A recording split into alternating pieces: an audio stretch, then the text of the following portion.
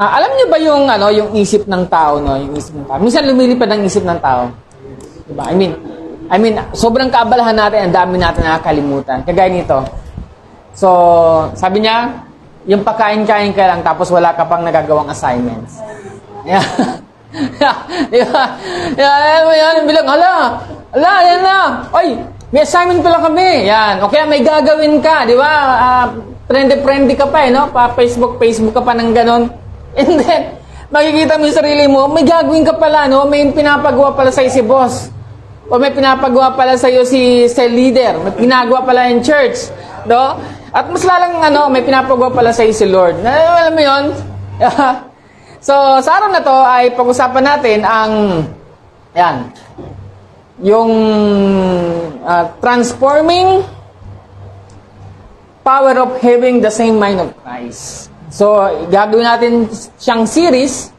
4 siya na points, but this time, talagang namnamin natin yung unang punto ng series na to. Sabi sa 1 Corinthians chapter 2 verse 6, sabi rito, For who hath known the mind of the Lord, that He may instruct him, but we have the mind of Christ. Niwala ba kayo doon? Na dapat ikaw at ako, dapat meron tayong pag-iisip ni Kristo. Naalala ko noong si Jesus Christ ay pumunta sa lugar na kung saan ay 4,000 people ang kasama niya sa Book of Mark. So, katatapos lang niyang magpakain ng 5,000 people noon. In the later chapter, dumating sa time na 4,000 naman people ang kasama niya. So, these 4,000 people, siyempre kasama din yung asawa, anak, and so forth. So, it's more than 20,000 or more ang kasama niya rito. And then, sabi ng mga alagad, kay Christ, no?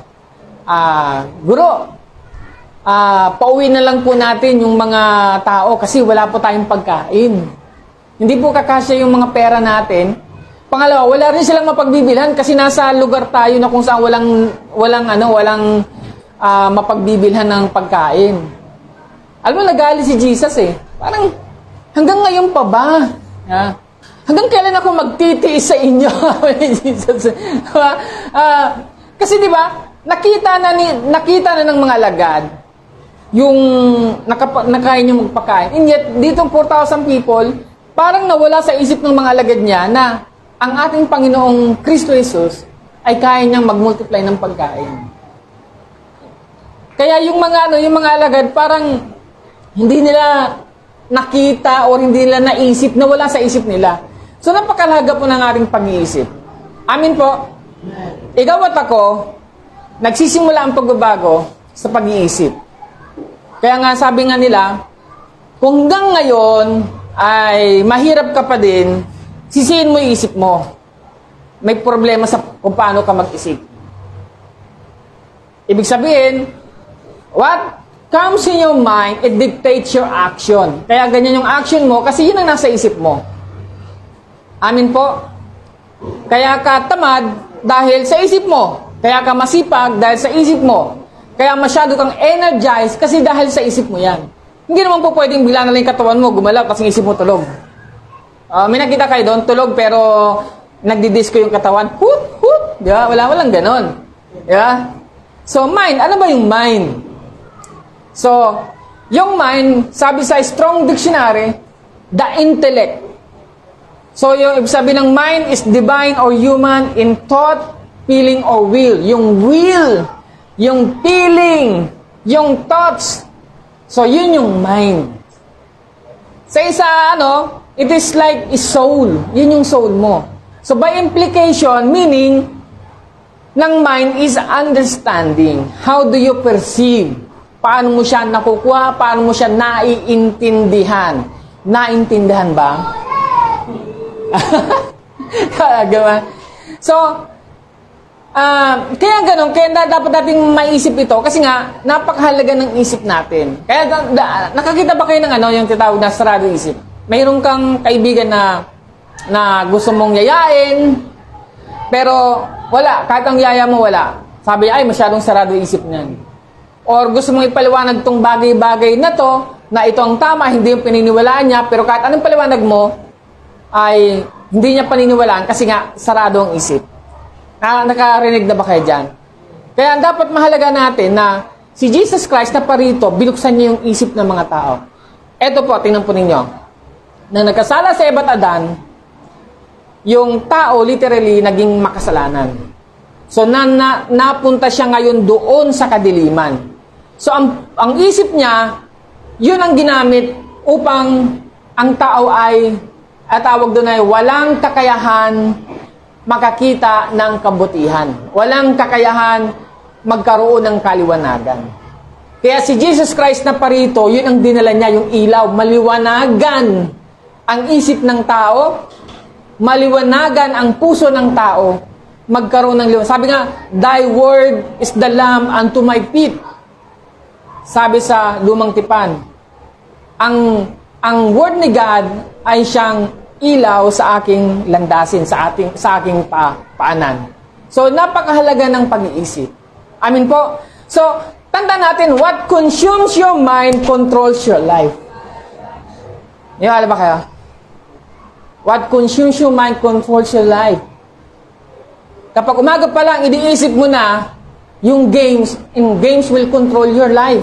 Kaya talagang ako, talaga ako dyan dahil ako'y family man, talagang sinasabi ko talaga, diba? Na kinakailangan pagagising, hindi games kagad ang nasa isip. Kasi it will control your minds. Bago matulog, yun pa rin ang nasa isip. Kaya it will control your mind. Kapag gusto mong magnegosyo, kapag bago ka matulog, kung titignan mo mga stats, paano ba ako magninegosyo, it controls your mind. Magiging negosyante ka. Pero kapag gusto mong magnegosyante, pero bago ka matulog, hindi mo iniisip yun, I tell you, you will not be a businesswoman, businessman. Pagkagising mo, yun pa rin ang iniisip mo, paano ba ako kikita ngayon, paano ba, it will control your mind. Lalong-lalo na sa ating Panginoon. Kasi napakahalaga. Kaya kasi sinasabi ko lagi, bago matulog, manalangin. Kasi it is God who will control your mind. Amen? Pagkagising sa umaga, manalangin. Kaya nga sinasabi lagi, di ba, bago kumain, manalangin. Kasi blessing yun Para hindi mawala sa isip natin na ang nasa hapag ng kainan, nakakainin natin, galing sa Diyos.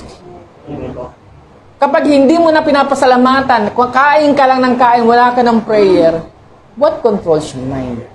Amen? Tanda natin, the blessing is from the Lord. The elevation comes from the Lord. The promotion comes from the Lord. Anything that is good, anything that is favorable, comes from the Lord. Galing sa Diyos.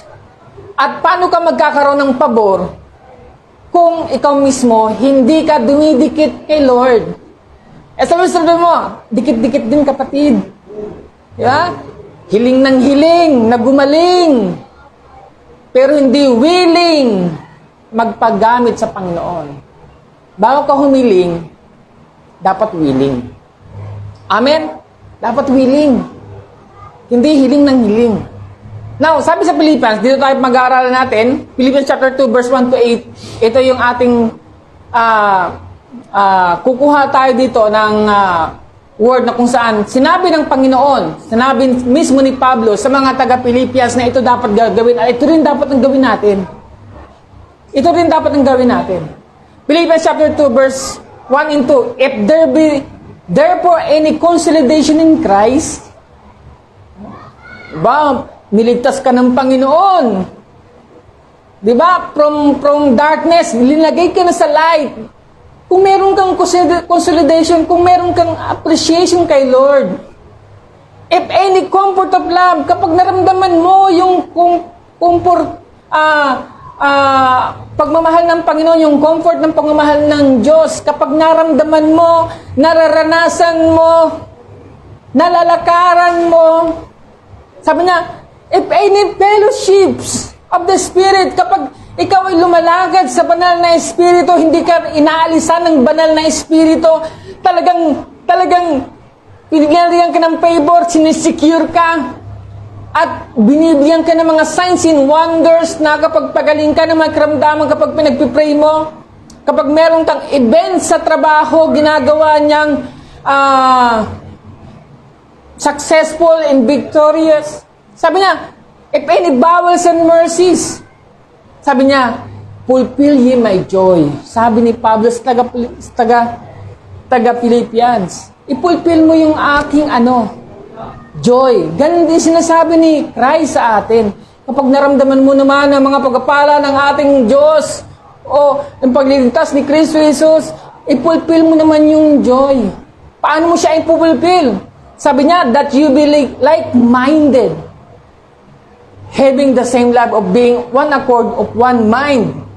Sa 3 and 4, let nothing be done through strife or vainglory, but in lowliness in mind, let's esteem others better than themselves. Huwag hayaan na lahat ng glory is sakupin mo, kunin mo. Dapat mababang loob ka lang. Pag pinagpala ka ng Diyos, huwag maging mayabang. Amen? Look not every man on his own things, but every man also on things of others. Huwag yung puro sarili. Huwag lang ako, paano naman ako? Kaya nga maraming namamatay sa My Way ni Frank Sinatra. Kasi my way, hindi God's way. My way. Alam mo po yun? 5 and 6, let this be mind in you, which also in Christ Jesus. Sabi ni Paul, itong pag-iisip na ito ay dapat pag-iisip ninyo. Dahil yan din mismo ang isip ni Kristo. Amen? Nag-iisip ba ninyo? Who, being in the form of God, though it not robbery to be equal with God, kahit siya ay Diyos, sabi niya, be made himself of no reputation, and took upon him the form of a servant, and was made in the likeness of men. Kahit siya ay Diyos, siya ay nagpakababa, at siya'y nasumpungan bilang isang tao, bilang isang alipin, and being found in passion as a man, be humbled himself, become obedient unto death, even the death on the cross. Kahit na ikamatay niya pa, ginawa niya. Yan si Christ. So, anong objective natin ngayon? So, objective natin ngayon is Christ is someone we can trust. Lahat ng ginawa ni Kristo Jesus, ang kanyang bilang siya ay ating Panginoon, kaya mo siyang pagkatiwalaan. Amin po. Kaya mo siyang pagkatiwalaan. At dapat mo siyang pagkatiwalaan. Amen. And also, feels Christ loves for you. Maintindihan mo, maramdaman mo na mahal ka ng Diyos, mahal ka ni Kristo. And also, this mind must exist within us. Dapat maintindihan mo kung gaano ka minahal ni Kristo Jesus, kung gaano pinagkatiwalaan ka ni Kristo Jesus, ganoon din dapat ang pag-iisip mo. Magmamahal ka din at magkakatiwala ka din. Amen. Sabi sa 1 Corinthians chapter 2 verse 16, for who hath known the mind of the Lord? Sino nga ba nakakaarok ng isip ng Panginoon? That he may instruct him. Para siya ay bigyan ng instruction. But we have the mind of Christ. So, para malaman mo ang isip ng Panginoon, dapat ikaw ay anak niya mismo or kilala ka dapat ni Kristo. Dahil pag ganon, we have the mind of Christ. Lahat pala tayo, dapat ang isip natin ay isip mismo ni Kristo. Amen po? Kung paano yung compassion ni Jesus Christ sa mga unbeliever, ganon din dapat ang compassion natin. Tingnan nyo, but we have the mind of Christ. Meron ka pala, hindi mo lang alam, meron ka ng isip ni Kristo. Yung isip mo ngayon ay isip ngayon ni Kristo yan. Alam ko yan, ang kapatid ko ang laki ng pagbabago Sabi niya, talagang gusto niya lang yakapin sa liig ng nahigpit na nahigpit. Ang umaaway sa kanya. Pero wala yakapin ng may isa sa liig, sasakalin niya. Sasakalin na So, why? Because the love of Christ ay nasa kanya. So, ang tanong, what is the mind of Christ? Ano yung isip ni Kristo? So, una, the mind of Christ was a mind of love. So, ang isip ni Kristo Jesus ay isip ng pagmamahal. Dapat matuto tayong magmahal. Dapat mas lalong mag-umapaw yung pagmamahal sa atin. Mas lalo nating dapat ipakita ang pagmamahal dahil si Kristo Jesus, ang isip niya ay isip ng pagmamahal. Amen? Sabi niya, "For you, my joy, that you be like-minded, having the same love." Dapat yung love na yon is yung love ni Jesus Christ. So, sabi nga, and now these three remain, sabi sa 1 Corinthians chapter 13, verse 13. Hope and faith, hope and love. But the greatest of this is love. Pwede tayong umasa. Diba? Pwede tayong magkaroon ng pananampalataya. Pero sa lahat ng yan, ang pag-ibig, ang siyang pinakamataas. Amin po. Sabi nga rito, no? Ang pag-ibig parang virus. Kahit anong gawin mo, hahawaan ka rin. Yan. Kalabitin mo yung katabi mo, mahawaan ka sana ng pag-ibig ni Kristo. Ayan, yan. Sa atin niya ito. So, sabi niya, pwede bang magpa-picture kasama ka? Bakit? Para naman ma-develop tayo. Sige, Lucy, push mo yan. So, talagang ang tao, ang hinahanap ng tao talaga pag-ibig. Kaya nagkakaroon ng problema ang isang pamilya dahil may kakulangan sa pag-ibig. Kaya ang isang tao nagkakaroon ng problema, nagkakaroon ng depression dahil sa pag-ibig. Lahat umiikot dahil sa pag-ibig. At dapat maintindihan natin yung pag-ibig na yon para hindi tayo maligaw ng landas. Why? Tinan niyo to. Sabi ko, I love you. Sabi niya, sa akin, shabu pa.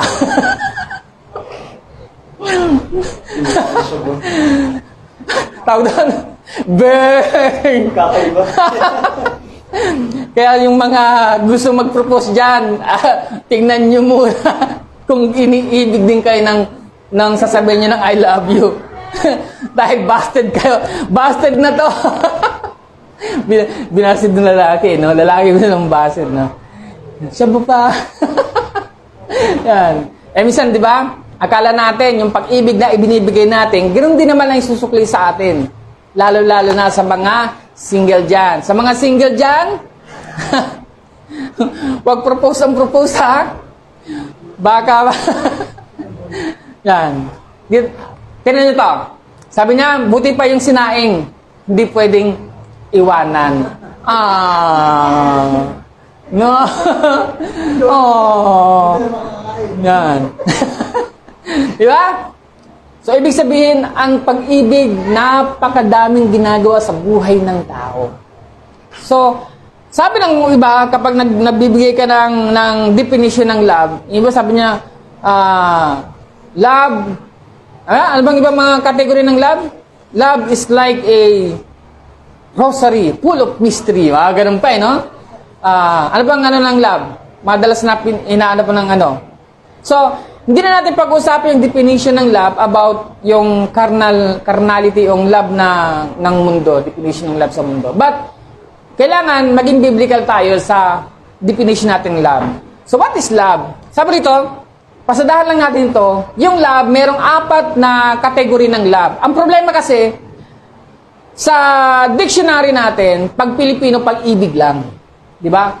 Samantalang sa English, love lang. Pero pagdating sa Greek, ang lahat ng translation, laging iba-ibang nakalagay doon. Merong storge. Pag sinabing storge, love of kin or family love, yung pag-aasawa, yung mahal ng anak, and so forth and so forth. Sa pag-relationship, storge ang tawag na love dyan.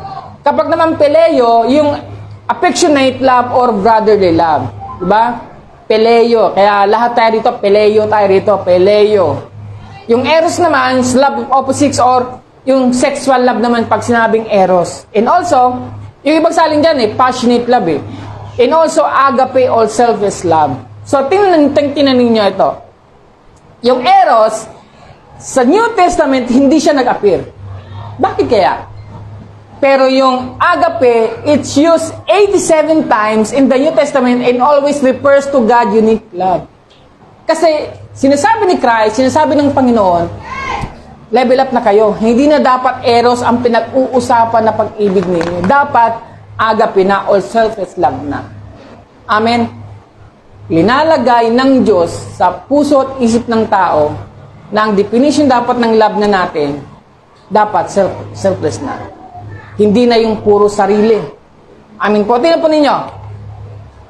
Yung God's love versus man's love. Ano yung pagkakaiba ng dalawa? So actually maraming pagkakaiba, pero linagay ko sa tatlo lang. Tatlo lang muna.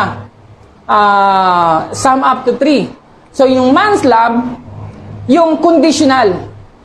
Mahal kita kasi mahal mo ako. Di ba? I love you. Sabi niya sa akin, shabu pa more.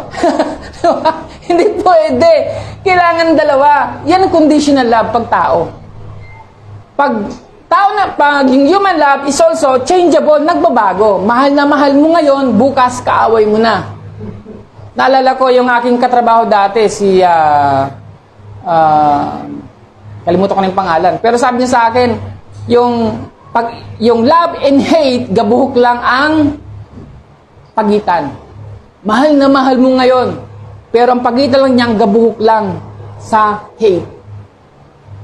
Nagigas po ninyo?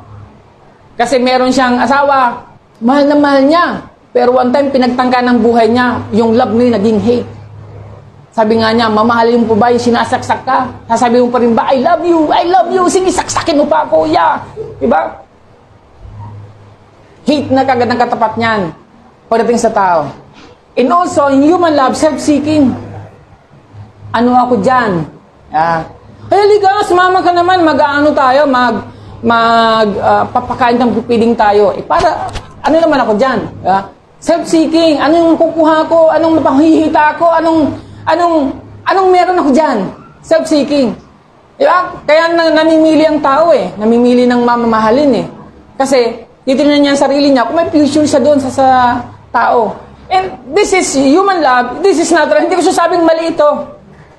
Pero sinasabi ko, merong mas mataas na love na dapat tingnan natin. Ito yon, yung God's love. Pag sinabing God's love, ang conditional. Hindi ka nga kamahal-mahal, pero minahal ka ng Diyos. Amen? Hindi ka nga kabiya-biyaya, pero binayaan ka ni Lord. Alam mo, niligtas ka na ng Panginoon bago mo pa siya makilala. Kaya yung nangyayari sa'yo, kung bakit hindi ka naghirap, dati may mga pabor na binigay sa'yo, kasi ang Panginoon, ang mata niya ay nasa sa'yo na, kahit hindi mo pa siya nakikilala. Yeah? Sabi yan, yung yung sparrow, paano yung kanta naman? Ayun, your eyes on the sparrow. Bata yun Diba? Ano bang meron sa sparrow? Wala. Diba? Pero, minahal tayo. Unconditional yung pag-ibig ng Diyos sa atin. Unconditional. So, ang tanong, hindi ba kamahal-mahal si Lord? Pangalawa, changeless. Hindi nagbabago. Good news. Kapag minahal ka ni God, hindi na magbabago yung kahit kailanman, hindi ka niya aalisin. Hindi ka niya, ang tawag doon, yung i-unfriend. Diba? Hindi ka niya ika-cancel. Walang cancellation kay Lord dahil mahal ka na niya. Changeless na yan. And also, yung God's love is self-emptying or other focus. Hindi nakasalalay sa Kanya kundi sa iba. Yung welfare natin ang inisip ng Panginoon. Yung welfare natin kahit tayo pa yung makasalanan. Hindi tayo biniyayaan dahil sumunod tayo sa Kanya. Biniyayaan tayo kahit hindi pa tayo sumusunod sa Kanya. Amin po. Kaya hindi ka napahamak ng COVID. Kaya hindi ka napahamak nung bata ka na muntik ka masagasaan. Kasi nga, inisip na ni Lord yung kapakanan. Amin po. Tignan po ninyo, John 3:16. For God so loved the world that He gave His one and only begotten Son, that whoever believes in Him shall not perish but have eternal life. Ganun si God, ganun ang pag-ibig ni God. Mahal niya ang Diyos kahit yung anak niya ibinigay niya para lang magkaroon tayo ng kaligtasan. Amen? And that is, kaya ba yan? Kaya ba ng isang tao yan? Sinasabi ko nga, gaano katindi ang iyong pagmamahal, kaya mo bang maduplicate yung pagmamahal ni God? Kaya mo yan. Pero yung severity, yung impact, hindi mo kaya. Amen? Ang Diyos lang makakagawa. John 3:17, sabi niya, "For God did not send His Son into the world to condemn the world, but to save the world through Him." Binigay si Kristo Jesus para maligtas ang mundo sa pamamagitan niya. Sa Roma chapter 8:35, sino ang makapaghiwalay sa atin sa pag-ibig ni Kristo? Ang kahirapan ba? Dahil mahirap ka, mawawala ka na sa pag-ibig ni Kristo? Hindi. Ang kapighatian ba? Dahil punong-puno ka ng problema? Dahil punong-puno ka ng challenges? Punong-puno ka ng mga bagay na hindi mo maintindihan? Gulong-gulo ka na? Pero ang pag-ibig ng Diyos nasa iyo pa rin. Ang pag-uusig ba? Makulong ka, ang pag-ibig ba ng Diyos nawala sa iyo dahil ba'y nakulong ka? Or inusig ka ng tao? Or sinubukan kang barilin o saksakin, nawala ba ang pag-ibig sa iyo ng Diyos? Hindi. Walang makapaghiwalay sa pag-ibig ni Kristo sa atin. Ano ba? Tagutom ba? Dahil wala kang makain? Kahubaran ba? Yung kasalanan, ibig sabihin nito, kasalanan ba natin? Makapaghiwalay ba yun sa pag-ibig ni Kristo sa atin? Hindi. Kahit nagkakasala tayo paminsan-minsan, dahil hanggang ngayon hindi pa tayo perfecto. Pero ang pag-ibig ng Diyos, ang katotohanan na hindi mawawala sa'yo. Amen?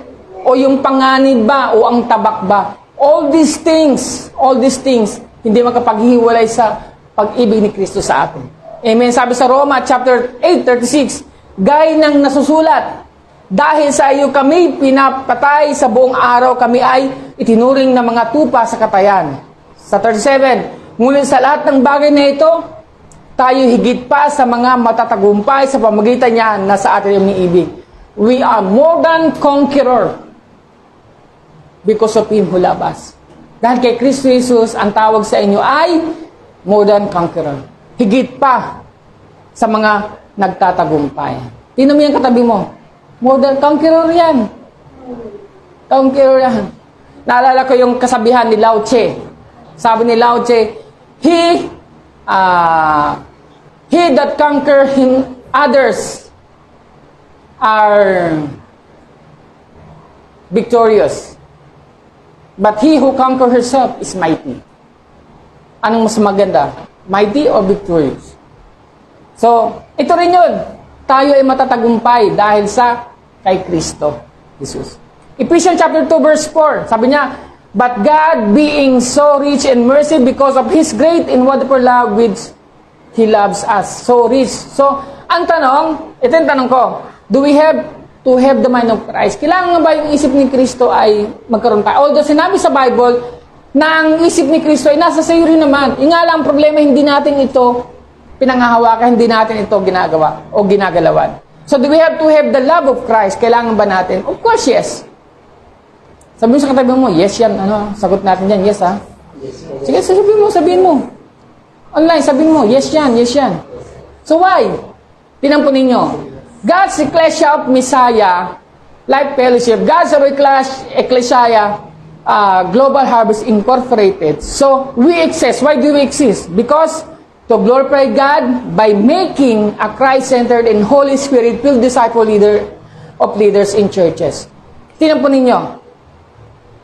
We have to be Christ-centered. This church, all of us will be Christ-centered.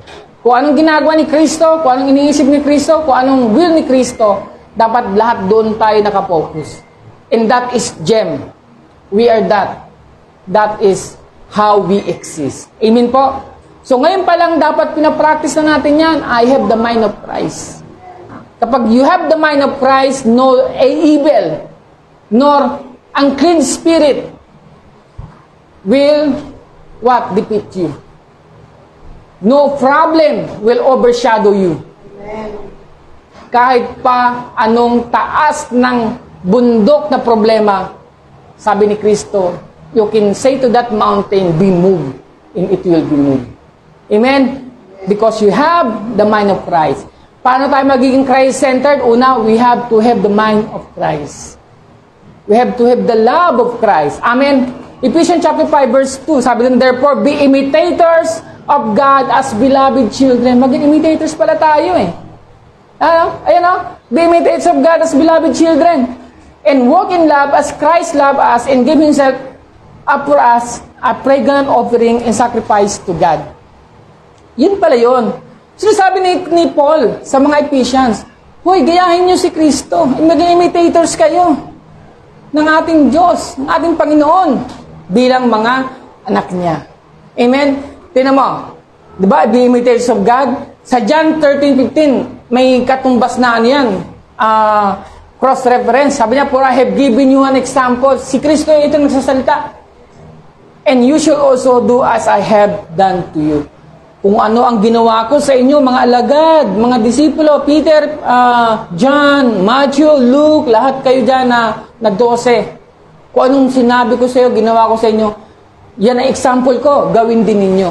At yun din naman ang sinasabi ni Apostle Paul sa atin, be imitators of Christ. Imitate me as I imitate Christ. Anong point nun? Dapat maging imitators tayo ni Jesus Christ. Amen? We are the ambassador of Christ. Tandaan po ninyo yan. Ano ang sinasabi ni Christ? Tayo ang dapat mag-ambassador. Tayo dapat ang magsabi din. Amen? So, how to love like Christ? Paano ba tayo magmamahal sa pamamagitan ni Kristo? Now, I want you to notice of this, na sa greatest commandments, ilinagay niya ito. Sabi niya, love the Lord your God sa pamamagitan ng with all your heart, with all your soul, with all your mind, and with all your strength. 4, tandaan ninyo kung paano kayo magmamahal sa Diyos, ha? 4, buong puso, buong kaluluwa, buong pag-iisip, at buong lakas. Hindi lang buong kaluluwa lang, hindi lang buong pag-iisip lang, kundi 4 yan. And also sabi niya, love your neighbor as yourself. There is no commandment greater than this. Ba't ko linagay ito? Kasi in order for us to love like Jesus, we have to understand the greatest commandment. Na kapag magmamahal tayo, 4 lagi ang gagawin natin, ilalagay natin. Buong pag-iisip, buong kaluluwa, buong puso, at buong lakas natin gagawin yon. Amen? Pag sinabing buong lakas, hindi yung kung na, ay, nanghihina ako ngayon, bukas ko na lang siya mamahalin. Hindi. Dapat, kailangan ilagay natin yung buong lakas natin. So una, paano natin gagawin yon? Paano tayo magmamahal kagaya ni Kristo? Si Kristo, Christ loves intentionally. Magmamahal tayo intentional. Yung kapitbahay mo na gusto mong dalhin sa Panginoon, intentional mo siyang mamahalin. Hindi yung dahil may ginawa siyang kabutihan sa iyo, kaya mo siya mamahalin. Hindi. Intentional. Now, sa pamamagitan ng ipagpipray mo siya. Yeah? Yan ang ginawa ni Jesus Christ. Puro siya prayer. Magdi-devotion ka. Magdi-devotion ka, hindi sa'yo, kundi para din sa iba. Tapos, mag-worship ka, mag-praise ka. I-worship mo ang Panginoon. Lord, salamat po, Panginoon. At yung aking panalangin sa aking i-disciple ay natupad na. Ganun dapat. And fellowship. Kailangan puntahan mo. Si Jesus Christ, sabi nga, di ba, siya ay nagkatawang tao para makasama natin. Dapat ganun din gawin ninyo. Magkatawang tao din kayo. Ay, kahit tao na pala kayo, no? Ibig sabihin, kung ano siya, ganun din dapat siya. Kunwari, siya ay simpleng tao lang. Kung hindi ka simpleng tao, magpakasimpleng tao ka para doon. Kapag ang kausap mo farmer, be a farmer. Kapag kausap mo mangingisda, maging mangingisda ka din. Kung anong lingwahe nila, hindi lang lingwahe mo. Hindi yung farmer ang kausap mo, may attache case ka pa. Alam mo, kapatid, mahal ka ni Kristo. Diba? Ano yun? Hindi ka pagiging ganon, hindi ka makakakonek. Amin po? And also, si Christ loves intentionally, He serves others. Dapat ganun din po tayo. Pagsilbihan natin ng ibang tao. And also, practice empathy. Huwag yung walang pakialam. Dapat may pakialam ka. Diba? Dapat may pakialam ka. Hindi yung, ayaw mo silang ma-impierno lahat. Hindi. May pakialam ka kasi si Kristo, intentional siya magmahal. Dapat intentional ka rin magmahal. Hindi tayo kamal-mahal. pero minahal tayo ni Kristo. Hindi sila kamahal-mahal, mamahalin din natin sila. Amen?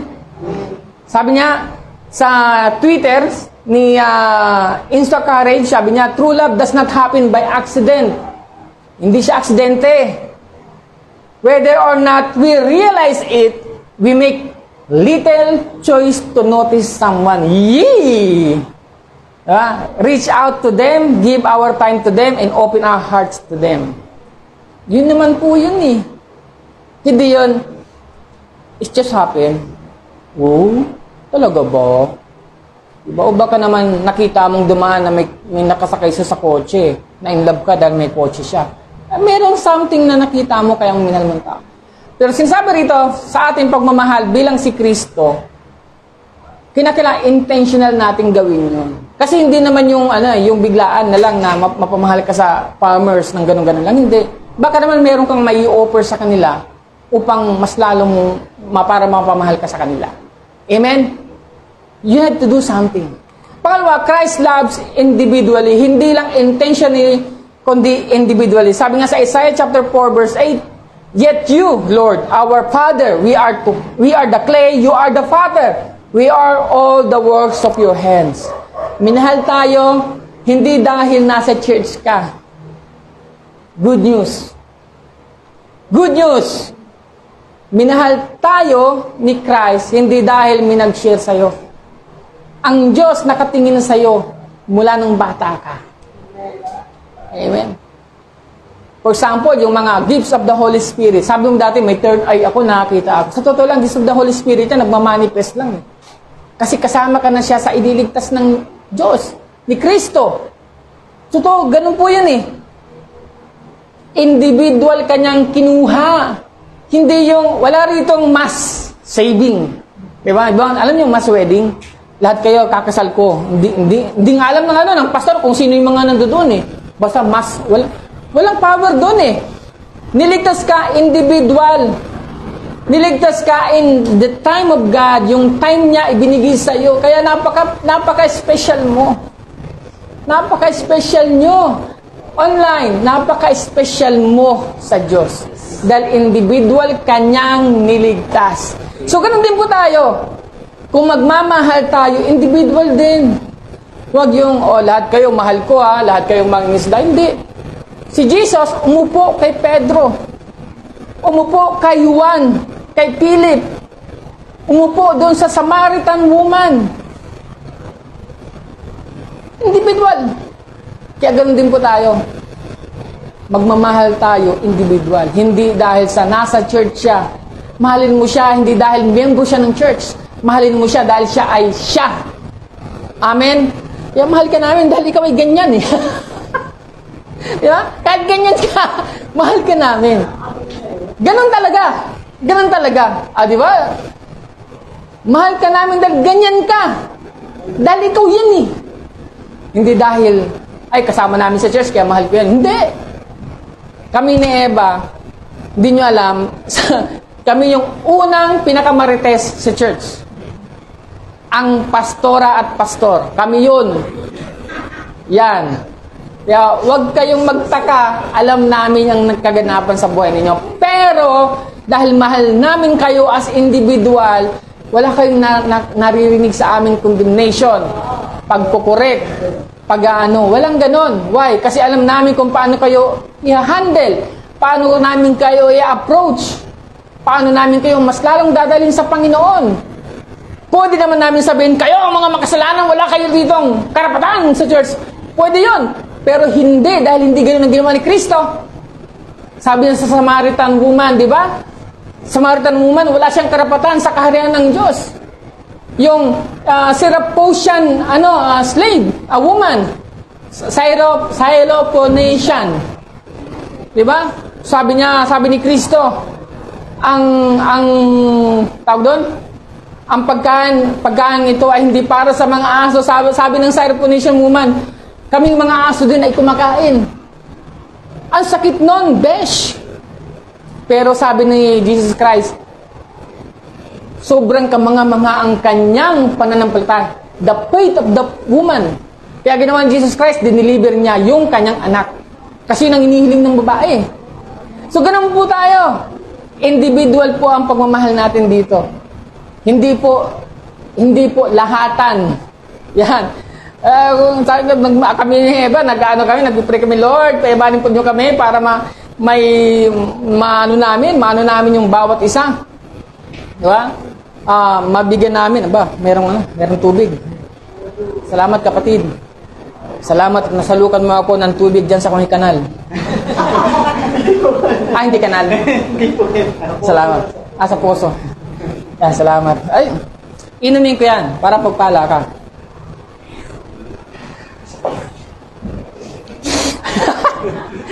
Yan. Kaya tayo rito, no? At dapat ganun din naman. Mahalin nyo kami, hindi dahil kami pastor. Hindi dahil kami pastora. Hindi dahil kami lingkod ng Diyos. Mahalin nyo kami dahil kami si Reden na nakasama ninyo. At sa hirap at ginhawa, dapat ganon. Amen po? Amen. So, sabi ni C.S. Lewis sa kanyang book na Mere Christianity, when Christ died, He died for you individually. Just as much as if you had been the only man in the world. Nung namatay si Kristo, minahal ka niya individual. Parang ikaw na lamang ang natitirang tao sa buong mundo. Sa'yo nakapingin.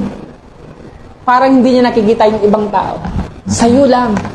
Ganun kanya minahal. At ganun din naman tayo. Amin po? Ay, gets po natin.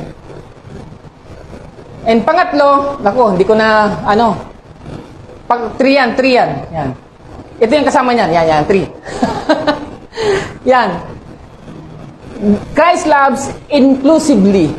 So, sa Luke chapter 4 verse 18, sabi niya, the Spirit of the Lord is on me. Sabi ni Christ to, binasa niya ito na nasa lumang tipan.